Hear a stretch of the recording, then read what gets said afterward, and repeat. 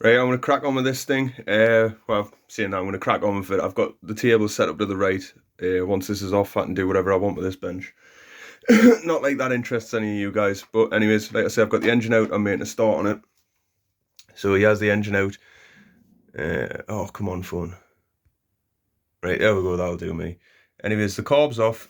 And I've noticed here, this is a little guide pin, I'd say, for this piston. I'm going to get all the names wrong, by the way, so I hope he's a whiffers on this one. As you can see, that little groove there, that's where that would sit in. It would sit in there like that, and then that pin would line up with that, and it would keep it in line, I guess. That hasn't got a washer on, or what else? So like a little gasket thing. That hasn't got that on, so when it's fully screwed in, it locks that up. So that was the first issue I found. The engine itself, oh god, I'm just bricking it, taking it apart really, because it's such, what I'm finding out, it's an old car. This what is it, it's a Pro 21R. So yeah, parts are a little bit scarce for it. Pull starts off with a one-way bearing. How are you phone? Fuck. Yep, there we go. Pull starts off with a one-way bearing. I think that's the one-way bearing. There might be another one in here when I get this pull start plate off, and as you can see, the plate itself is cracked as well. And I found these on eBay, but pretty pricey. Nitro is expensive, so this will probably be the death of me. But yeah, this is what we're getting on with. Well, let's get a start on this, shall we? First thing off, anyone seen a clutch bell that does this? Yeah, I think there's one or two parts maybe he's missing on this. Obviously that does screw in and keeps the bearing retained on the shaft, but when I push the bearing in, that's the gap there. Yep, you can see that. And if I pull it, the bearing comes out. So we're going to have a good strip of this, see what's needed for it. It's got some compression, which, you know, sound good, but I wouldn't have ran it anyways with it not being mine and not knowing what the hell's went on with it. So let's get this plate off and see what the one-way bearing's like behind this. Oh, that was tight as a mother. So yeah, so hopefully you guys can give us some advice. Ooh, that was tight too, close. Advice if I'm going wrong, leave it in the comments. If you've got any parts for these engines and you're going to sell us them nice and cheap, hit us up in the comments. Oh yeah, another thing I noticed as well, starter shaft meant to do this at all. I'm not too sure if it's meant to start and then drop away from it once the engine's started, like, but who knows. Let's get this off. So yeah, I'm not into nitro. For anyone who is watching this, I don't really care for them. I've never cared for them since I was a kid. That was the worst time in my life. It was kind of fun, but then at the same time, looking back on it, I wish I'd got electric. The only reason why I got petrol when I was younger was because petrol was faster than electric back then. And now, as far as I'm concerned, electric absolutely kicks the crap out of this stuff. So this type of work that I'm doing now, I don't know, not for me really. It's grease monkey stuff in it. And let's see what's gonna come off with this. The one-way bearing came out with it. Let's stick that back there a second, get some blue roll.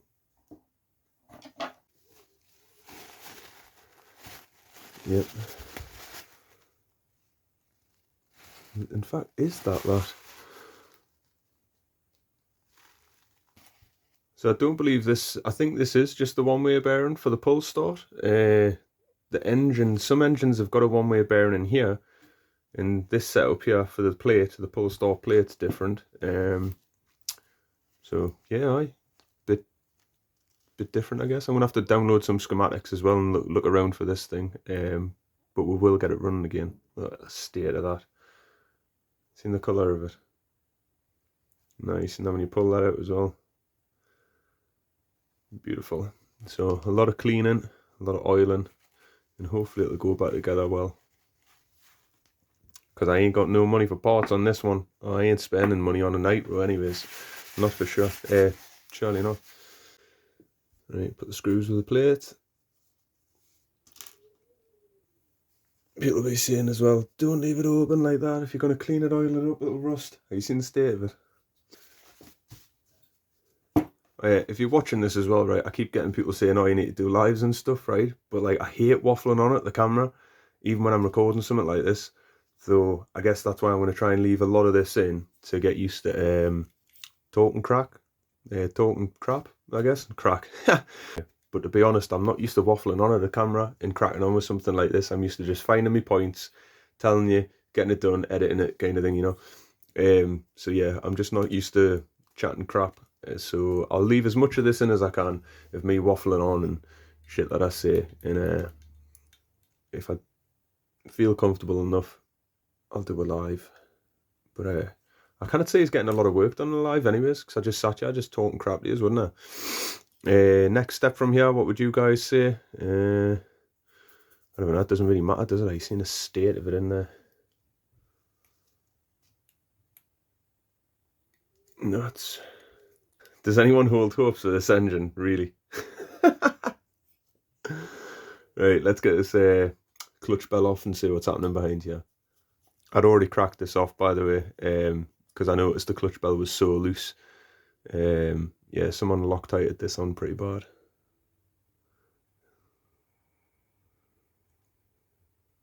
Washer, it's probably going to need a couple more on there. It looks like it's got 2 on, but they'll mash together, squidge together. It'll probably just need more on. Yeah, I'll just put that to the side. Clutch bell. There's that. The bearing will probably need a clean. There's a little feel. It's not actually that bad, to be honest. That's crazy. Right, now what do we do with this? Do we pull it all off? Do we just keep going with this, guys, and see if something goes ping on us? Ooh, good. I've got a video to this. Bearing. Then this little washer thing, and my door's just open, so gives 2 seconds, guys. Washer, and then it looks like there's another bearing or something back there, but I'll figure that out in a second. Need a break, need to get me dinner. That whirring in the background, that's the heater, because it's absolutely freezing where I am. I get kicked in the cupboard. It's an ongoing joke. Some people might know about it, but anyways, we'll get these clutch shoes off, and I think it's just a nut underneath that holding the flywheel on.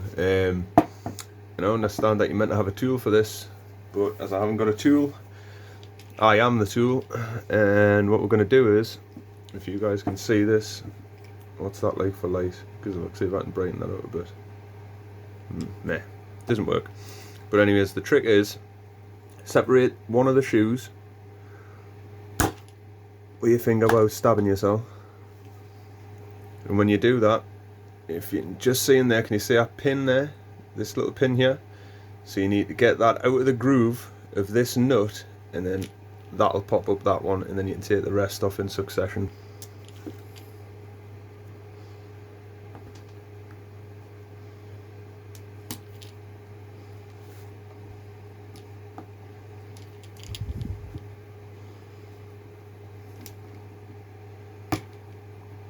Should come up now.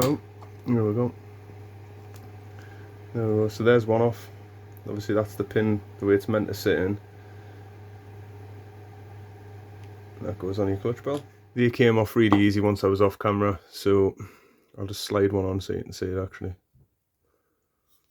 So if that was the clutch bell, oh, there we are. You can see that a little bit better there.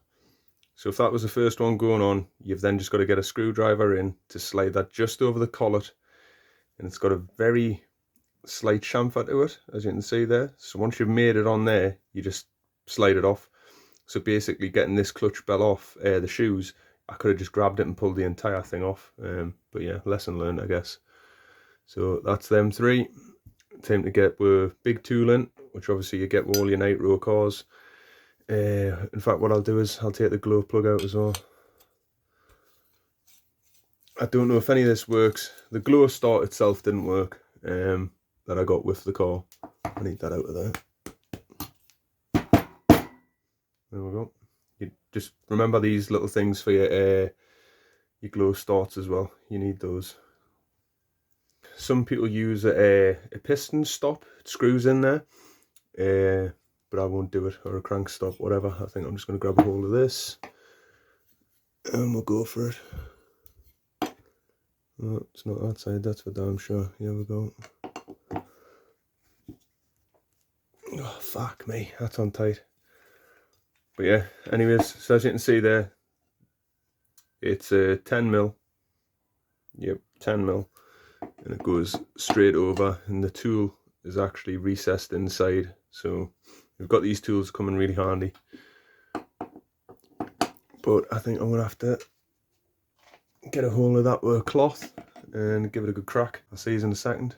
That nut there, wow, what a job to get it off, man. So I had to use a blowtorch, heat it up, and then I've had to use these mole grips or monkey pliers, whatever people call them. Get me 10 on, and I've actually had to hit that with a hammer to get this off. So yeah, it's pretty seized so far. I'm just going to keep going. I'll just keep taking it apart, and obviously this video is going to be in parts about this car, so hope you enjoy this one, guys. Is this when I need a flywheel puller? Yeah, you're meant to have a pulley for these. Well, if I haven't got a puller, we're going to have to find a nice even knocker either side. So where's that again? So if I put this on there and close it up one, and be gentle, tip tap, tip-a-roo. So I'm not actually grabbing anything there, I'm free floating it just across, and I'm hoping that a few taps of the old persuader will get us off. I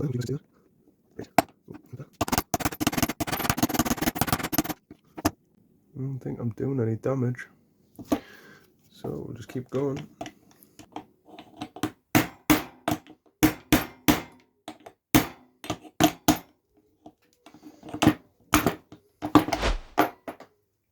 There we go. Right, so there we go. No flywheel puller, but that's how you get it off anyways. If you haven't got a flywheel puller, use something that's wider than it. Don't grab it and give it a whack. So that's that off. It was a collar. It's like a collar. Alright, I'll have to get all that off too. Right, where am I going from here? Take the head off. Oh, that's nice and loose. Hell.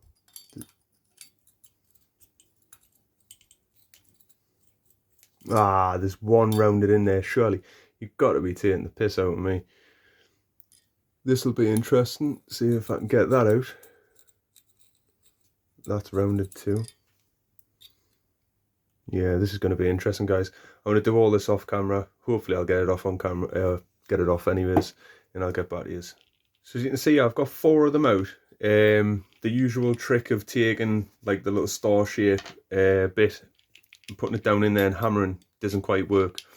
So another tip or another trick is get a flathead screwdriver that when you're turning it, so if you imagine like I'm trying to find out where the flathead part is in that, you'll feel it like kind of jagging, and once you find it jagging, hammer it like a chisel kind of thing up and down until it gets in, and then that's how I've managed to get these screws out. I got the head off, just used the same process. I just kept on going with the screwdriver, and eventually it flattened the head down enough that I could get the hex back in there, and I got those out. So that's a lesson, don't wrench these in too tight. From there I managed to pull the sleeve out, and it's looking pretty grubby, I guess. I don't know what quality looks like. There's the shim as well off the head, so I may try to find that. That's pretty important. The piston is toast, I'd say toast, but if any of you nitro guys out there can tell us whether or not I can resurface this head or do anything with it, I'd much appreciate that. So the crank as well, so what I've noticed is these are meant to go in one way. So what I've done is I've just marked that, as you can see, I've just scratched it, so I'll know that which direction to put that back in. But to just get these out, you literally just grab it, lift it off, and then that's that. So that's the piston out, as you can see. You guys be the judge. I'm not a nitro guy anymore, like I say. I lost faith with this when I was a teen. Get shaft down now. There we go. So that's this engine pretty much fully disassembled. What do you think of the condition of that? Any good or not? It just needs a good clean. This isn't too bad. I've seen worse than this, like, to be honest. You can't take anything off the surface. You've literally just got to buff it until it's shiny again. And there's a guy called the Bug 404, I think it is. He's interesting. He's some guy, him, like, seriously. He's just watched a video and he says on some of the older engines, this port here, you've got to actually make sure that that's clean. I can't remember what he said it's for exactly. Oil or fuel, maybe. It's probably fuel, considering it goes into there like that once you've cleaned it out. So that's nice and clean. But yeah, guys, I'm going to stop there. That's this video long enough. Yeah, that's the engine fully disassembled, as you can see, all ready to get rebuilt. The carb ready to get rebuilt. Obviously, once I find the little washer for this, or I'll put an O-ring on it myself. We'll find something. The clutch and clutch bell. I'll shim that out. I'll watch a couple more videos, see what the crack is with that. But this engine, if anybody from the nitro scene is watching this and you can help us out, I'd much appreciate it. Just letting us know whether or not that piston's screwed and I can do something with it. But yeah, well guys, I'm going to leave it there. Thanks for watching. If any of you nitro guys out there know if I can do anything with my piston head and whether or not I should clean this up, then please let us know in the comments. You'll save us a penny or two. And yeah, as always guys, thanks for watching. I'll catch you in the next one.